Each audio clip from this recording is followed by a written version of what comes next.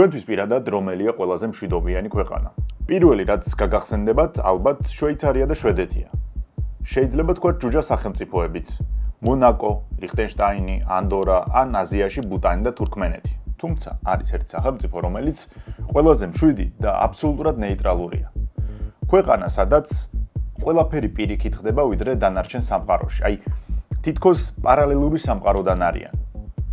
ყველაზე მარტივ და გასაოცარ ამბავს მოგიყვებით.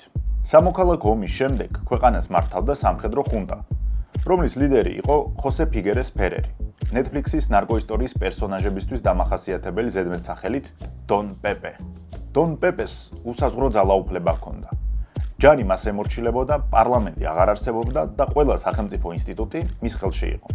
აი, მიმები რომ არის, ხომ იცით, ზუსტად ასე იწყება ჰორორი. ზუსტად ასე იწყება კლასიკური დიქტატურაც. ის, ვინ სამხედრო გადატრიალებით მოდის, შემდეგ ამბობს, რომ მალე წავა, მაგრამ რჩება აწლეულების განმავლობაში და სხვათა შორის ისევ რევოლუციით ასრულებენ ან პოლიტიკურ კარიერას, ან თვალუარე შემთხვევაში სიცოცხლეს. დონ პეპემ რა გააკეთა? გაატარა რამდენიმე მნიშვნელოვანი რეფორმა, რომელიც ქვეყნის ფორმირების ქვაკუთხედი იყო და გადადგა. არ მოგესმათ, გადადგა. ადამიანი, რომელსაც მთელი ძალაუფლება ხელში ჰქონდა, უბრალოდ ადგა და გადადგა. ის ფიქრობდა, რომ ასე უფრო სამართლიანი იყო და ქვეყნის განვითარებას ასე სჭირდებოდა. დონ პეპეს ისტორია ამით არ სრულდება. ის კიდევ მოვა ქვეყნის სათავეში, მაგრამ რა უჩვეულო არა ეს ამბავი. რატომ გადაწყვიტა ასე მოქცევა ერთპიროვნულმა მმართველმა? რატომ არ აერჩია კადაფის, სადამის, ჩავესის ან ფიდელ კასტროს გზა? დღეს მსოფლიოში ყველაზე ნეიტრალურ, მშვიდ, უცნაურ და ადამიანურ ქვეყანაზე, კოსტა-რიკაზე ვისაუბრებთ. პირველი სახელმწიფო, რომელმაც ჯარი კონსტიტუციურად აკრძალა და მთელი ფინანსები განათლებასა და სოციალურ პროგრამებში ჩადო. არც თუ ისე მდიდარი, მაგრამ ბედნიერი და ლაღი მოსახლეობა აბსოლუტურად სხვა მსოფლმხედველობით ცხოვრობს, რადგან მათ თითქმის ერთი საუკუნეა, რაც დიდი ომი და პოლიტიკური კრიზისი არ შეხებიათ. შესაბამისად, ჩამოყალიბდა უჩვეულო ელიტა, რომელიც ტაცებლურად და ბოროტულად არ უყურებს სამყაროს. თუ როდისმე გიფიქრიათ, როგორი შეიძლება იყოს პარალელურ პოლიტიკურ სამყაროში ქვეყანა, კოსტა-რიკა ამის იდეალური მაგალითია. სანამ ეპიზოდს გავაგრძელებთ, შეგახსენებთ, რომ ჩვენი არხის მხარდამჭერი არის Brain Optimizer-ი და იმის თქმა მინდა, რომ ბევრი ადამიანი პირადში მეკითხება, შემთხვევით ხომ არ იწევს გასუქებას. არ ვიცი ეს კითხვა რატომ ჩნდება, იმის თქმა შემიძლია, რომ მსგავსი არც ერთი კვლევით არ დასტურდება, კვლევა კი შეგიძლიათ ნახოთ უშუალოდ საიტზეც და იმას ვიტყვი, რომ Brain Optimizer-ის მთავარი დანიშნულება არის ფოკუსირების უნარის გაზრდა, აზროვნების სისწრაფის გაუმჯობესება, ენერგია და სტრესის დაძლევა. დილით ვამთ 4 კაფსულას და მთელი დღე შეიძლება ნამდვილად არა, მაგრამ აი დღის ის პერიოდი, როცა უნდა იყოთ პროდუქტიულები, თავს იგრძნობთ ტონუსში. შესაძენად მიბრძანეთ ვაჟა-ფშაველას 12-ში ან გამოიწერეთ საიტიდან. შეხედეთ ამ ჩამონათვალს. ეს არის ქვეყნები ბედნიერების ინდექსით. პირველ ხუთეულში 4 ევროპის სახელმწიფოა და 1 ლათინური ამერიკის, რომელიც აფრიკის შემდეგ ალბათ ერთ-ერთი ყველაზე არაკეთილმოწყობილი, კრიმინალური, ნარკოტიკებით სავსე რეგიონია. უბრალოდ შეხედეთ მეზობლებს: გვატემალა, სალვადორი, ჰონდურასი, ნიკარაგუა, პანამა და კოლუმბია.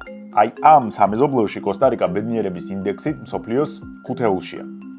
ეს ისეთივე უცნაურია, როგორც საუკეთესო 10 დემოკრატიაში ჩრდილოეთ კორეა რომ იყოს. თავარი კითხვა, რაც შეიძლება აქ დავსვათ, არის ის, რატომ არ აქვთ კოსტა-რიკელებს მეზობლების მსგავსად კრიმინალისკენ მიდრეკილება? რატომ არიან ასეთი განსხვავებულები? იმისათვის, რომ ამ კითხვებზე პასუხები მივიღოთ, საჭიროა მცირე ისტორიული შესავალი გავაკეთოთ.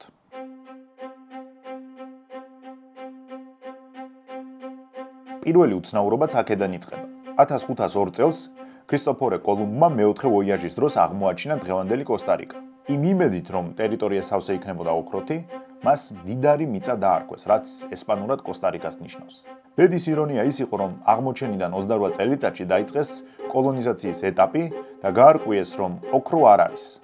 საერთოდ ცარიელია ძვირფასეულობით. შესაბამისად, მდიდარი ესპანელებისთვის მდიდარი მიწა საინტერესო აღარ აღმოჩნდა. სამაგიეროდ გადასახლება დაიწყეს იმ ესპანელებმა, ვისაც ახალი ცხოვრების დაწყება უნდოდათ. ძირითადად იყვნენ საშუალო კლასის წარმომადგენლები და არ ჰქონდათ გადაჭარბებული და მოზღვავებული ამბიციები. უბრალოდ უნდოდათ შვიდ წყნარ ლამას ადგილას ახალი ცხოვრების დაწყება. ესპანელების გამოჩენამდე აქ ადგილობრივი ინდიელები ცხოვრობდნენ, რომლებიც საკმაოდ მცირერიცხოვანი ერი იყო. გადასახლებულმა ესპანელებმა სხვადასხვა კულტურების დამუშავება დაიწყეს, მაგრამ რეგიონის სხვა ქვეყნებისგან ის განასხვავებდა, რომ პლანტაციები როგორც ასეთი აქ არ არსებობდა. მოყავდათ ციმინდი, ხორბალი, კაკაო, ყავა, თამბაქო, შაქრის ლერწამიც, მაგრამ როგორც უკვე გითხარით, შედარებით მცირე მასშტაბით უფრო ოჯახური მეურნეობები იყო. ახლა ნახეთ რასთან გვაქვს საქმე. საშუალო ოჯახები ვერ შეძლებდნენ მონების ყოლას. არც პლანტაციები იყო დიდი. ასეა თუ ისეა თითქმის ყველას ერთნაირი შესაძლებლობები ჰქონდათ და თანაბარი საზოგადოება ისახებოდა. ყველა შრომობდა, ყველა რაღაც დოლაც ქმნიდა და იწვრთობოდა ერთიანი თანაბარი ძალის ხალხი. შაქრის ეპიზოდი ვინც ნახეთ, იცით მე-17-მე-19 საუკუნეებში ძალაუფლებისა და რესურსებისთვის კარიბის ზღვის აუზში რა ომები იმართებოდა. სხვათა შორის ეპიზოდის შაქარზე ჩემი ერთ-ერთი ფავორიტია, ვისაც არ გინახავთ, ჩემი რჩევა რომ აუცილებლად ნახოთ. ხო და იმას ვამბობდი, რომ ამ ომებში მაშინაც კი, როცა მე-19 საუკუნეში კოლონიალიზმის წინააღმდეგ დამოუკიდებლობისთვის დიდი კონფლიქტები დაიწყო, კოსტა-რიკაზე მშვიდი ცხოვრება გრძელდებოდა. იმდენად მშვიდი, რომ ნიკარაგუას ოლგი გუანკასტე, კოსტა-რიკის სიმშვიდით აღფრთოვანებული, ადგა და 1814 წელს მდიდარ მიწას შეუერთდა.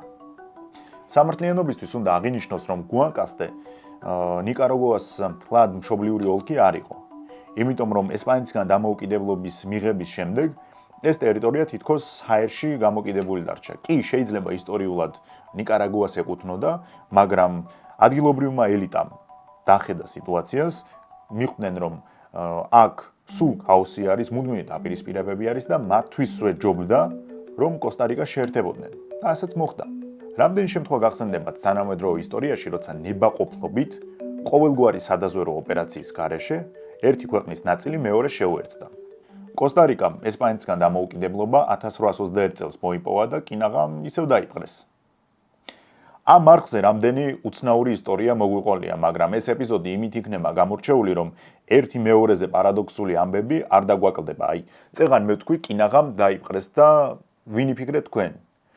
ვის უნდა დაეპყრო კოსტა-რიკა? ესპანეთს, ბრიტანეთს, საფრანგეთს, მექსიკას თუ ვის? ერთ გიჟ ჟურნალისტს. გაიცანით. უილიამ უოკერი.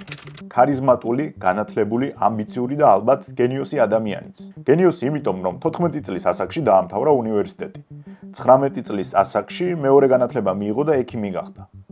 შემდეგ სწავლა შოტლანდიასა და გერმანიაში გააგრძელა და საბოლოოდ იურისტად დაიწყო მუშაობა ახალ ორლეანში. მისი ვიზუალი შიშს ნამდვილად არ ასხივებდა. 160 სანტიმეტრის წყნარი ჩუმი ბიჭი იყო. იურისტობიდან მოგვიანებით ჟურნალისტიკაში გადავიდა. ამ პერიოდში შეპყრობილი გახდა კერძო სამხედრო კამპანიებით ლათინურ ამერიკაში. ჩათვალეთ პირველ სამხედრო კომპანიებზეა საუბარი. თან მომგებიანი სქემა იყო. აი ნახეთ, 1853 წელს უოკერი პატარა დანაყოფით გადავიდა მექსიკაში. დაიპყრო ლა-პასი და თავი ქვედა კალიფორნიის რესპუბლიკის პრეზიდენტად გამოიცხადა. მერე მექსიკელებმა ისევ გააგდეს. 1854 წელს ნიკარაგუაში სამოქალაქო ომი დაიწყო. ერთ-ერთმა მხარემ უოკერს დახმარებას თხოვა. მან ახლიდან შეკრა მცირე რაზმი და ნიკარაგუას მაშინდელი დედაქალაქი გრანადა აიღო. თავი ისევ პრეზიდენტად გამოიცხადა და ერთპიროვნული მმართველიც კი გახდა. მისი იდეა იყო, რომ ნიკარაგუაში გაეჭრა არხი, რომელიც წყნარ და ატლანტის ოკეანეებს ერთმანეთთან დააკავშირებდა. მაშინ პანამის არხი არ არსებობდა. ის ითხოვდა მონათმფლობელობის აღდგენას და თვლიდა, რომ რეგიონის სრული კონტროლისთვის ესაჭიროებოდა კოსტა-რიკას ოკუპაცია. მაგრამ მეწეღა გითხარით, რომ კოსტა-რიკელები ასეა თუ ისეა თანასწორ საზოგადოებას წარმოადგენდნენ და შეპყრობილი იყვნენ საკუთრების დაცვის იდეით. ანუ მათი мотиваცია რომ სამშობლო დაეცოთ იყო უმაღლესი. მალევე შეკრიბეს მრავალრიცხოვანი მოხალისეების რაზმები შეიარაღდნენ და თითქმის ერთწლიანი ომის შემდეგ უოკერი განდევნეს. 1860 წელს უოკერი ისევ დაბრუნდა რეგიონში უფრო გამოცდილი, თამამი, მაგრამ ჰონდურაში დაიჭირეს და დახვრიტეს. ერთადერთი რესურსი, რომელიც ყველაზე კარგად მუშაობდა ქვეყანაში და ექსპორტზე ყველაზე მეტად გადიოდა, იყო ყავა. მაგრამ ამ შემთხვევაშიც მონობითა და სხვა ადამიანების ექსპლუატაციით კი არ ხდებოდა მისი მოყვანა, არამედ ნებაყოფლობითი მეურნეობა იყო. პირველი ჩამოყალიბებული ელიტა, რომელიც არასხვისი ჩაგვრით, არამედ საკუთარი პატიოსანი და სამართლიანი შრომით, კერძო საკუთრების ურყევი რწმენითა და მისი სარგებლიანობით გამდიდრდა, უკვე სხვანაირად უყურებდა სახელმწიფოს მოწყობას. ეს ელიტა ფიქრობდა, რომ ყავის ექსპორტით მიღებული ფული უნდა დაბანდებულიყო ინფრასტრუქტურის შექმნაში, მოსახლეობის განათლებაში, თან როგორც ბიჭებისთვის, ისე გოგოებისთვის და რაც მთავარია, სკოლები უნდა ყოფილიყო უფასო. გაგიკვირდებათ და უკვე მაშინ ქვეყანაში ფუნქციონირებდა დამოუკიდებელი მედიაც. ამ ყავის მაგნატებს უწოდებდნენ ოლიმპოს თაობის წარმომადგენლებს. ისინი იყვნენ ვიზიონერები, სახელმწიფოსა და საზოგადოების განვითარებაზე ორიენტირებული ლიდერები. ნელ-ნელა, ეტაპობრივად, სწორი გადაწყვეტილებებითა და ინვესტიციებით, კოსტა-რიკა ღარიბი ქვეყნიდან გადაიქცა შემდგარ სახელმწიფოდ. სხვათა შორის, უნდა აღინიშნოს, რომ არსუვისე დადებითი რეპუტაციის მქონე United Fruit-მა არა მხოლოდ კოსტა-რიკის ექსპორტში მიიღო მონაწილეობა, არამედ რკინის გაყვანაშიც ლომის წვლილი მიუძღვის. დაიმივადგეთ იმ ამბავს, საიდანაც დაიწყო ჩვენი ეპიზოდი. როგორც კი მსოფლიო დონის კრიზისები დაიწყო, პირველი მსოფლიო ომი, დიდი დეპრესია, ყავაზე ფასების ვარდნა. ქვეყანაში მოძლიერდნენ მემარცხენე ძალები. მათი პოპულარობა ფერმერებსა და მუშებში სულ უფრო მზარდი იყო. დაიწყო მღელვარებაც. 1940 წელს ქვეყნის პრეზიდენტი იყო რაფაელ ანხელ კალდერონ გვარდია, რომლის ოპოზიციას წარმოადგენდა მზარდი კომუნისტური ძალა და ეკლესია. ანუ კომუნისტებისა და ეკლესიის ალიანსი რამდენად უცნაურადაც არ უნდა ჟღერდეს. ნაცვლად გამწვავებისა კალდერონმა მათ უთხრა, რომ მოდი გავერთიანდეთ, მე მხედველობაში მივიღებ თქვენ მოთხოვნებს და ერთად შევიმუშავოთ სამოქმედო ნაბიჯები. გატარდა ერთობლივი სოციალური რეფორმები. შეიქმნა სოციალური დაზღვევის სისტემა, შრომითი უფლებები, ჯანდაცვა გაძლიერდა, უნივერსიტეტი დაარსდა და ასე შემდეგ. მაგრამ ამ ყველაფრის პარალელურად ბიზნეს ელიტასა და კონსერვატიული ფენების ნაწილს გაუჩნდა შიშები. ამ ტემპით ხომ არ დაიწყებს მთავრობა საკუთრების წინააღმდეგ ბრძოლასაც და აშკარა პოლარიზება დაიწყო. 1954 წელს პრეზიდენტი ტეოდორო პიკადო გახდა, მაგრამ ოპოზიცია თვლიდა, რომ სინამდვილეში ქვეყანას კვლავ კალდერონი მართავდა. ამ პერიოდიდან პოლარიზება სულ უფრო იზრდებოდა და მშვიდობიანი აქციები ძალადობრივი ხდებოდა. გახშირდა მკვლელობებიც, რაც ამ საზოგადოებისთვის დამახასიათებელი საერთოდ არ იყო. მეტიც, ხელისუფლების წავე და გადაჭარბებული კრიტიკისთვის ფიქსირდებოდა ადამიანის ქვეყნიდან განდევნის ფაქტებიც. 1958 წელს ჩატარდა ახალი არჩევნები. ერთი მხრივ იყო ექს-პრეზიდენტი კალდერონი, მეორე მხრივ ოპოზიციის ლიდერი ოტილიო ულატე. მის უკან იდგნენ ლიბერალები, კონსერვატორები, ბიზნესის დიდი ნაწილი და ანტიკომუნისტები. წინასწარი შედეგებით ულატემ დაახლოებით ხმების 55% მიიღო, მაგრამ საარჩევნო დოკუმენტების ნაწილი ხანძარმა გაანადგურა და ხელისუფლების მომხრეებმა განაცხადეს, რომ არჩევნები გაყალბდა. შედეგები ოფიციალურად გაუქმდა, ოპოზიციამ ეს აღიქვა არა როგორც იურიდიული დავა, არამედ ხელისუფლების მცდელობა, რომ ძალაუფლება შეენარჩუნებინა. და ზუსტად ამ დროს შემოდის ეპიზოდის მთავარი გმირი, ხოსე ფიგერეს ფერერი, რომელიც სხვათა შორის 1942 წლიდან ქვეყნიდან 2 წლით იყო გაძევებული. ზუსტად ამ გაძევების პერიოდში ის ფიქრობდა და მუშაობდა ცენტრალური ამერიკის დიქტატორული რეჟიმების წინააღმდეგ დემოკრატიული მოძრაობების შექმნაზე. ფიგერეს ვინმე აქტივისტში არ შეგეშალოდ, ვისი მოვალეობა უბრალოდ ხმაურის შექმნა არის. ის იყო შეუვალი, პრინციპული და სამართლიანი ლიდერი. სხვათა შორის მებრძოლი მხარის გარდა, ხაზი უნდა გაესვას მის განათლებას. მასაჩუსეტსის ტექნოლოგიური უნივერსიტეტში სწავლობდა, შეეძლო ამერიკაში ჩინებული ბრწყინვალე კარიერის შექმნა, მაგრამ კოსტა-რიკაში დაბრუნება ამჯობინა. ფიგერესი იგივე დონ პეპე აღაშფოთა იმ ფაქტმა, რომ ოპოზიციამ სამართლიანად მოიგო არჩევნებში, მაგრამ მოქმედმა ხელისუფლებამ მაინც მიიტანცა ძალაუფლება. მან წამოიწყო სამოქალაქო ომი, თან კომუნისტები სძულდა, შესაბამისად კიდევ უფრო დიდი აზარტით იბრძოდა და საბოლოოდ მოსახლეობის მხარდაჭერით და ჭკვიანული სამხედრო გადაწყვეტილებებით ამ ომში კომუნისტები დაამარცხა. სამხედრო ხუნტა, რომლის ლიდერი იყო დონ პეპე, იმორჩილებს მთელ ქვეყანას. იმ მომენტში პარლამენტი აღარ ფუნქციონირებდა, ინსტიტუტები ხუნტას ემორჩილებოდა და რაც მთავარია, მოსახლეობის დიდი ნაწილის სრული მხარდაჭერა ჰქონდა დონ პეპეს. ზუსტად ამ დროს გამოდის ეს კაცი და ამბობს, რომ მე არ ვაპირებ ხელისუფლებაში დარჩენას. მე არ მიომია იმისთვის, რომ ვიყო ლიდერი. მე ვიომე იმისთვის, რომ ვინც სამართლიანად მოიგო არჩევნებში, ის იყოს ხელისუფლებაში. მთელი მსოფლიო გაოცებულია, ვინ არის ეს უკუღმართი ხუნტის ლიდერი, ისმოდა კითხვები. მთელი ძალაუფლება ხელში აქვს, რატომ აკეთებს ამას, რატომ მიდის? მიდის იმიტომ, რომ მტკიცედ სჯეროდა სამართლიანობის და იმ იდეების უპირობო ერთგული იყო, რასაც თვითონ ქადაგებდა.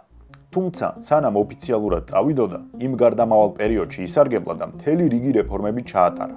მათ შორის ძალიან უჩვეულოც, რომელმაც კოსტა-რიკას იდენტობა განსაზღვრა. საქმე იმაშია, რომ დონ პეპე იყო ჰერბერტ ჯორჯ უილიამსის დიდი ფანი. ჯორჯ უილიამსი გარდა იმისა, რომ სამეცნიერო ფანტასტიკის მწერალი იყო, მე-20 საუკუნეში ითვლებოდა ერთ-ერთ სერიოზულ პოლიტიკურ მოაზროვნედ.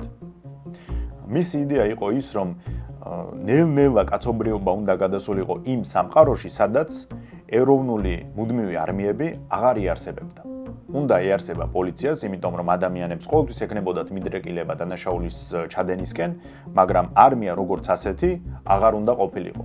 იმიტომ რომ უელსი თვლიდა, რომ არმიები ერთმანეთს ომისკენ და დაძაბულობისკენ უბიძგებდნენ. თუ მასიურად დაიწყებოდა არმიების გაუქმება და მსოფლიო ბევრად მშვიდი გახდებოდა, კონფლიქტები ძლიერი საერთაშორისო ინსტიტუტებით გადაწყდებოდა და არა სამხედრო ძალით. ფიგერეს ამ იდეის ძალიან სჯეროდა და დარწმუნებული იყო, რომ არმიის ნაცვლად ქვეყანა თუ განათლებაში ჩადებდა ინვესტიციებს, შორეულ პერსპექტივაში ბევრად დიდი პროგრესის მომტანი იქნებოდა.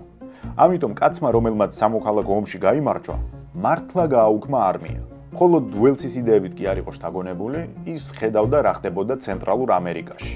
არ მოეწონებოდათ ვიღაც მეორე დღესვე სამხედრო ამბოხს აწყობდნენ. არ არის კოსტა-რიკა ის ქვეყანა, რომელსაც ჯარი უნდა ყავდეს. ჩვენი ქვეყნის სახელმწიფოებრიობის ფუნდამენტში ეს არასდროს იყო.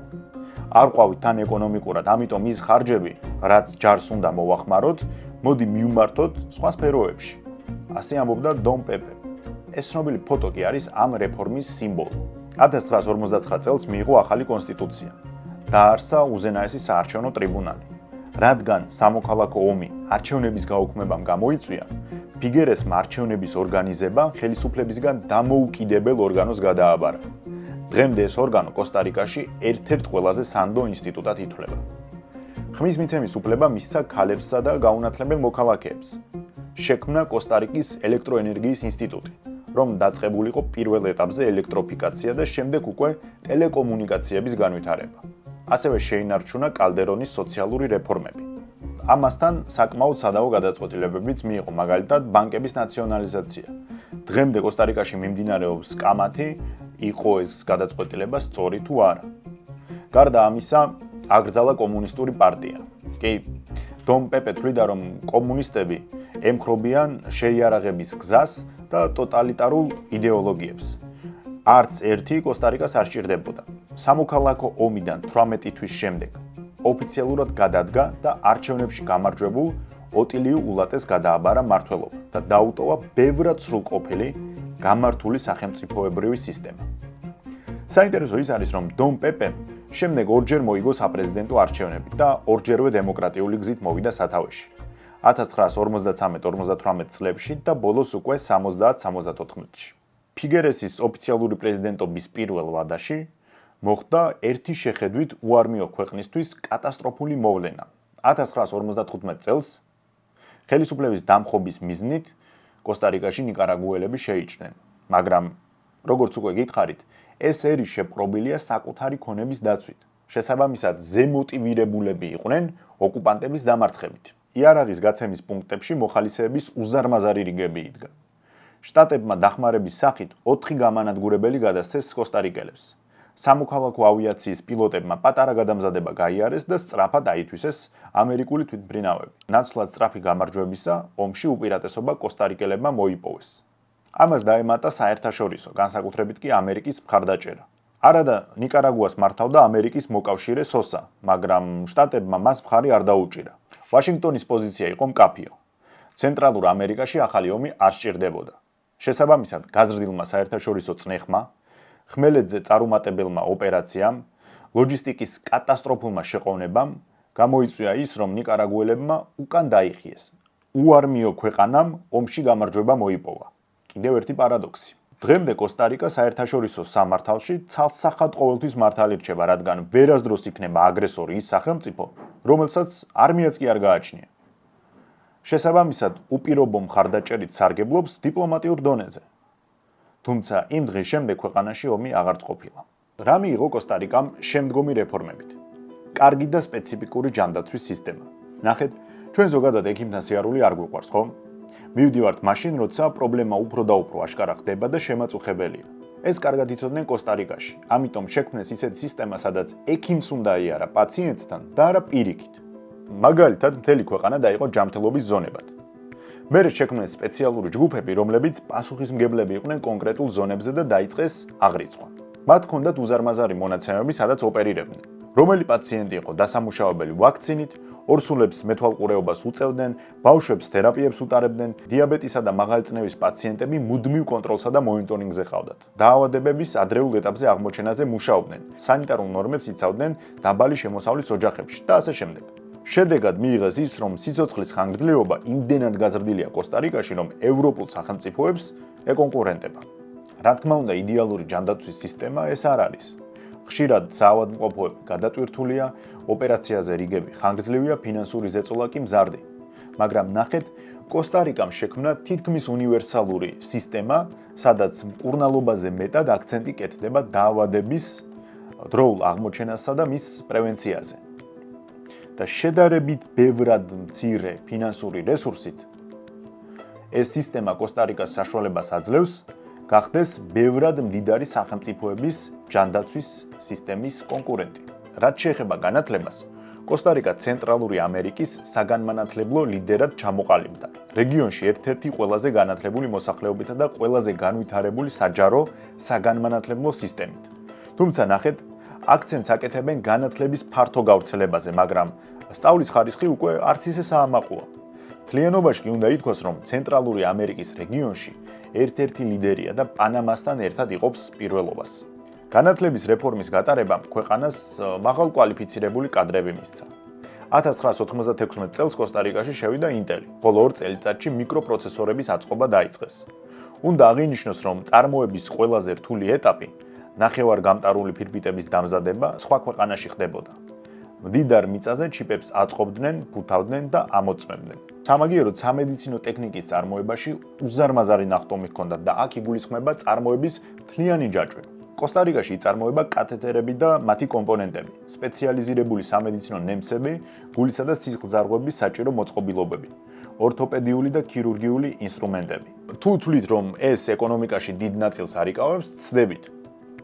მოდით აი სანამ მე ვიტყვი, თქვენ თქვით ან გაახმოვათ ან გონებაში იგულისხმეთ, კოსტა-რიკის ეკონომიკის პირობითად ტოპ 10 მიმართულებაში შედის თუ არა სამედიცინო ტექნიკის წარმოება. შედის კი არა, ლიდერია. შეხედეთ ქვეყნის ექსპორტს. სამედიცინო ინსტრუმენტების ექსპორტმა 7 მილიარდ დოლარზე მეტი შეადგინა. მერე მოდის ორთოპედიული ხელსაწყოები, ტროპიკული ხილი და ბანანები. კიდევ ერთი წარმატებული სფერო, სადაც კოსტა-რიკა თვითკმარი გახდა, ეს არის განახლებადი ენერგია. თითქმის მთლიან მოცულობას აწარმოებს ჰიდროელექტროსადგურებისგან, გეოთერმული ენერგიიდან, ქარის ელექტროსადგურებიდან და მცირე რაოდენობით მზის ენერგიიდან. საკმაოდ ხშირად ეს მაჩვენებელი 98-100%-მდე მერყეობს, რაც დამეთანხმებით საოცარი შედეგია. მით უმეტეს თუ ჩვენ ქვეყანას შევადარებთ, სადაც განახლებადი ენერგია არც ისე განვითარებულია, რბილად რომ ვთქვათ. ასეთ დროს სულ იმაზე მეფიქრება, რომ კოსტა-რიკელი საჯარო მოხელე თუ ხვდება ამდენს და აზღვევს საკუთარი ქვეყნის ენერგიას, ქართველი საჯარო მოხელე იგივეს რატომ არ ფიქრობს და რატომ არ დგავს ქმედით ნაბიჯებს. ამ შემთხვევაში საუბარი არის პირობითად განახლებად ენერგიებზე. მით უმეტეს რაც მოხდა გასულ კვირას. ასევე მეგობრებო, კოსტა-რიკაში ტყე ფარავდა ქვეყნის ტერიტორიის 75%-ს, მაგრამ 90-იანების დასაწყისში ეს იყო უკვე ჩამოსული სადღაც 21%-მდე. მთავრობამ კაფიოდ განაცხადა, რომ ჩვენ ტყის გაკაფვით ვერ გამდიდრდებით. ამიტომ საჭირო არის ეს სისუსტე ვაქციოთ უპირატესობად და შეიმუშავა პროგრამა, რომლის მიხედვით იმ ფერმერებს, რომლებიც არ გაჩეხავდნენ ტყეს, დაიცავდნენ წყალგამყოფს და ბიომრავალფეროვნებას, მთავრობა ფულს უხდიდა. შედეგად დღეს კოსტა-რიკას ტყე 57%-ს ფარავს. ეკოტურიზმი კი მართლაც წამყვანი მიმართულება გახდა. მთელი მსოფლიოდან ჩადიან ადამიანები, რომ ნახონ ჯუნგლები, ვულკანები, ტროპიკები და იშვიათი ცხოველები. 1983 წელს მოხდა ის, რამაც კოსტა-რიკას ადგილი საერთაშორისო პოლიტიკურ რუკაზე კაფიოდ განსაზღვრა. მათ მიიღეს დეკლარაცია ნეიტრალიტეტის შესახებ.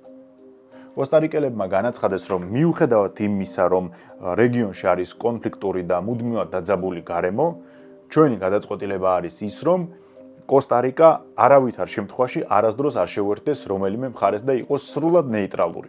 აი ეს არის ძალიან საინტერესო საკითხი, იმიტომ რომ დღეს ნეიტრალიტეტის გაგება არის სადავო. ჩემი აზრით, ნეიტრალიტეტი არის ფუფუნება, რომელსაც ზურგს უმყარებს ქვეყნის ძლიერი უსაფრთხოება.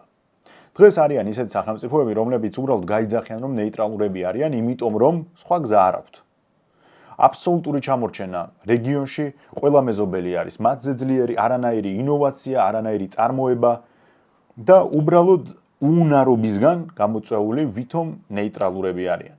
და ამ მომჩელს უბრალოდ აჯერებენ, რომ აი ეს თლიანი კატასტროფული სიტუაცია როგორღაც რომ გაუმართლონ და რაღაც დააჯერონ, ეუბნებიან იმას, რომ ჩვენ ვართ ნეიტრალურები, იმიტომ რომ უბრალოდ ასე ჯობია. სინამდვილეში ნეიტრალური არის შვეიცარია, რომელსაც აქვს უძლიერესი ეკონომიკა, ძალიან მაღალი დონის თავდაცვის ძალები, მათ შორის ავიაცია, რომელიც F-18-ით და აწი უკვე მეხუთე თაობის გამანადგურებლებით F-15-ით დაკომპლექტდება.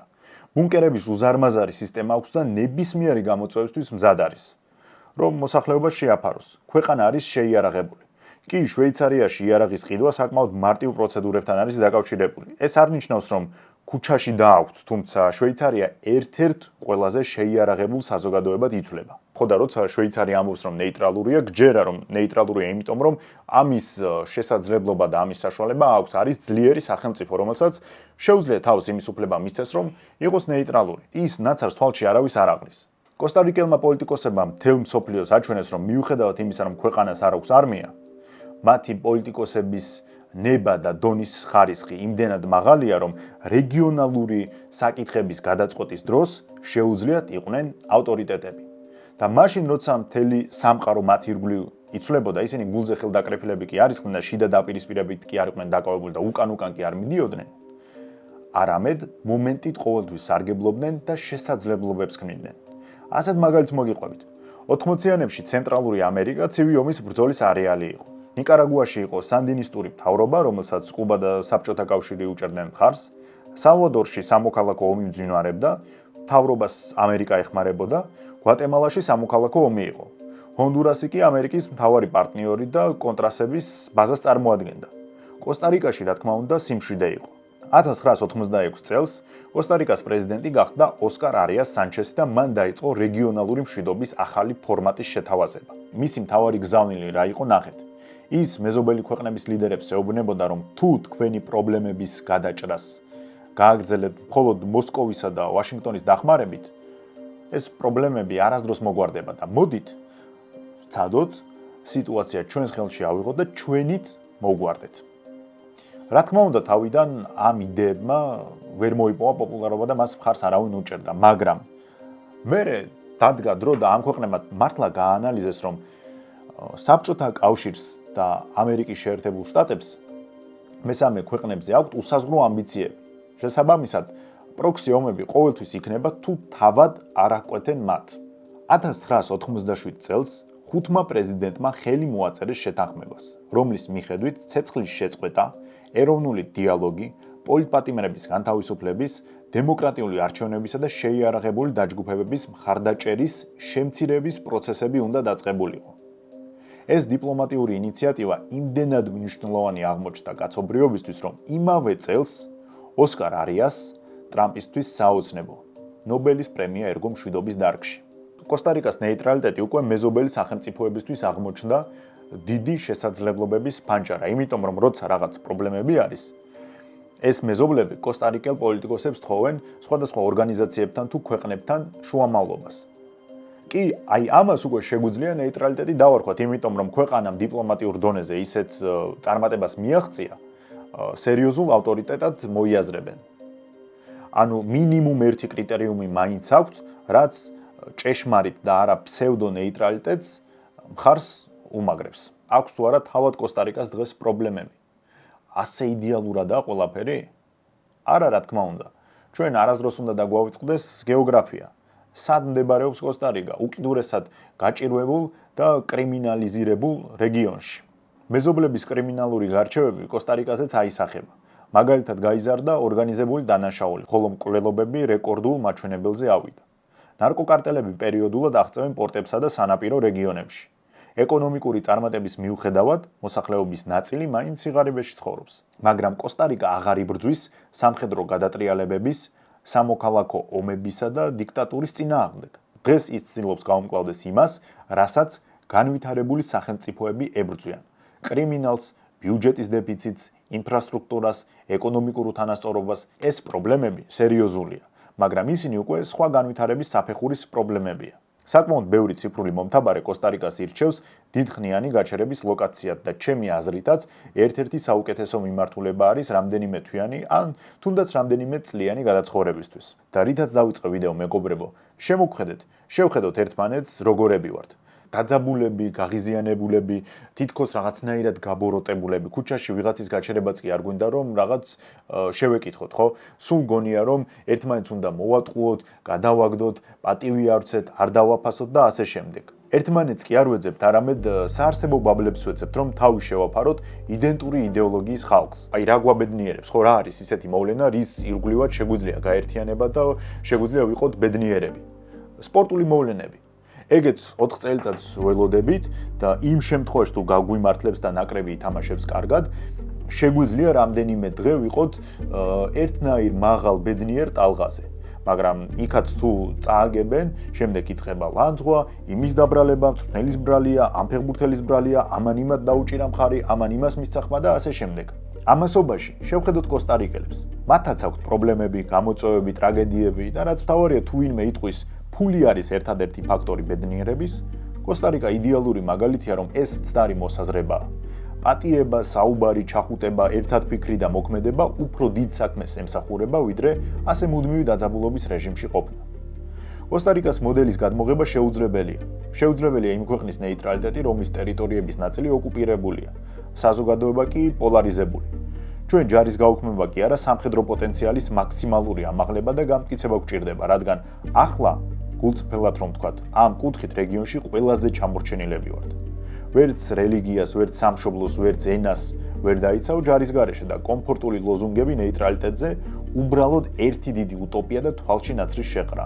თუმცა ჩვენ შეგვიძლია კოსტა-რიკასგან რაღაცები ვისწავლოთ. კოსტა-რიკას არც ნავთობი აქვს, არც ბუნებრივი რესურსებით არის მდიდარი, მაგრამ შეგვიძლია ვისწავლოთ ის, რომ ფინანსები ჩავდოთ განათლების სისტემაში, სამართლიან სასამართლოში და გავაცნობიეროთ კოსტა-რიკელებივით, რომ ყველაზე ღირებული რესურსი არის ადამიანი და მოქალაქე. ჩვენ გვიყვარს იმის თქმა, რომ წარსულში ამას მივაღწიეთ, ასეთები ვიყავით, ეს გავაკეთეთ, ის დავამარცხეთ და ასე შემდეგ. მაგრამ მთავარი კითხვა აქ არის ის, ჩვენ უფრო წარსული ცხოვრება გვიყვარს, იმიტომ რომ ასე კომფორტულია, თუ ვიღებთ მომავალზე პასუხისმგებლობებს. არ მინდა ამ ეპიზოდს დიდი ეპილოგი გქონდეს. უბრალოდ ერთ რაღაცას უსურვებ ჩემ თავს და რა თქმა უნდა თქვენ თავს.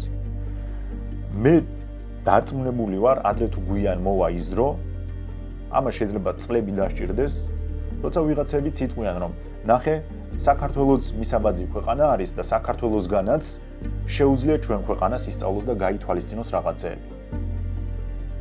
ასეთი გამოვიდა დღევანდელი ეპიზოდი. თუ სურვილი გაქვთ, შეგიძლიათ გახდეთ ჩემი მხარდამჭერი Patreon-ზე ან შემომიერთდეთ დახურულ Telegram-ზე. დროებით.